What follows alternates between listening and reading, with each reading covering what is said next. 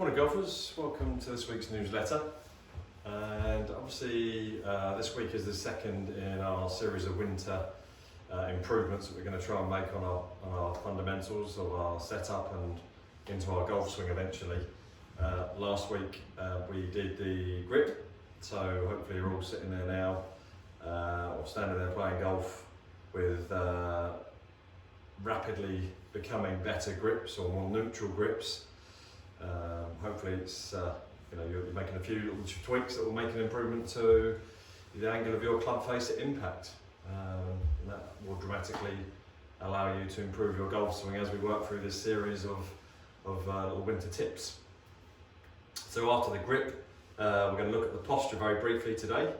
The golfing posture really allows us to rotate, provides us therefore with the potential leverage and power to bring the club back to the ball with some good speed, hopefully with good posture to help us maintain our levels as we swing through the golf swing. Through bad posture, I see so many people struggle to develop any sort of real power or coil in their backswing because there's so much resistance that they can't actually make a full backswing as they swing to the top of the backswing. Or if they manage to do that from a bad setup in their posture, you see an awful lot of change in the levels in which they're setting up with, which obviously leads to other compensations needed or required to bring that club back to the ball correctly, and with any trying to find therefore speed, because obviously if we've got a compensation to make, we can't then accelerate the club through impact because the body's not in the right position yet to hit the ball. So, good posture. Fairly easy to gain. Some problems I tend to see with people's posture is they tend to get too much knee flex. They sit way too far down into their knees, if you like, or come out behind them too much, and this leads to various problems. One I mainly see is when they get too much knee flex, we tend to see the rolling of the feet. This means the foundations of your golf swing are moving about, and your body upstairs is having to counterbalance to keep your body working correctly. But obviously, if that's happening, we get a tilting action rather than a rotary action.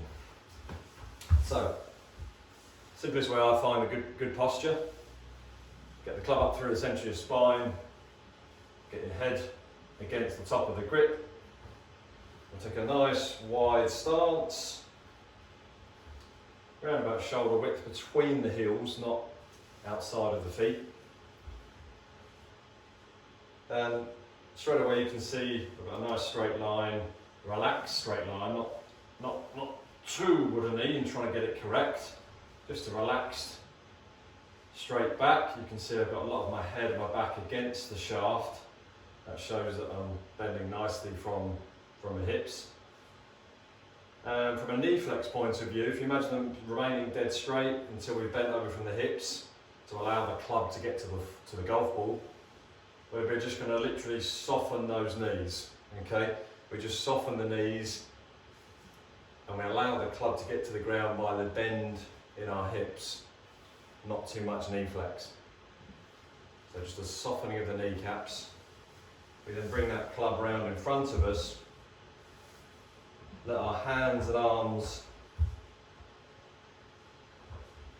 sit nice and relaxed from our shoulders.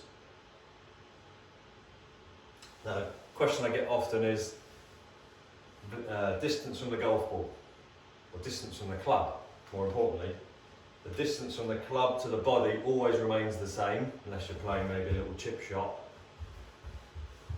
So here to here remains the same, but obviously as the club gets longer, we move further away.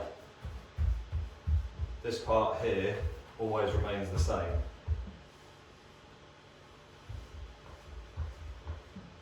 So we've got that nice tidy looking posture now, a little bit of knee flex, bum slightly out behind the heels, and we're looking down our nose. I know it's hard to do sometimes when you've got glasses, but we're trying to look down our nose as much as possible at the golf ball. And a good way to remind yourself of that is when you've taken the club away from your spine, is to look at, you know, your horizon, if you like, and then try and bring your head down as little as possible as you look down to the golf ball. And we've got lots of space here for the shoulders to rotate under as we make our backswing. Okay, so very simple. Using that rod down the spine really gives you the feeling of, you know, how much maybe you don't have against that shaft, and how curved over your spine is, and how low your chin is against your chest, and the restriction it gives to your turn as you make your backswing. So this part, looking down your nose at the golf ball, is probably the most important. Next being not too much knee flex. Don't want dodgy soft foundations. Okay, so again, that's something you can work on at home.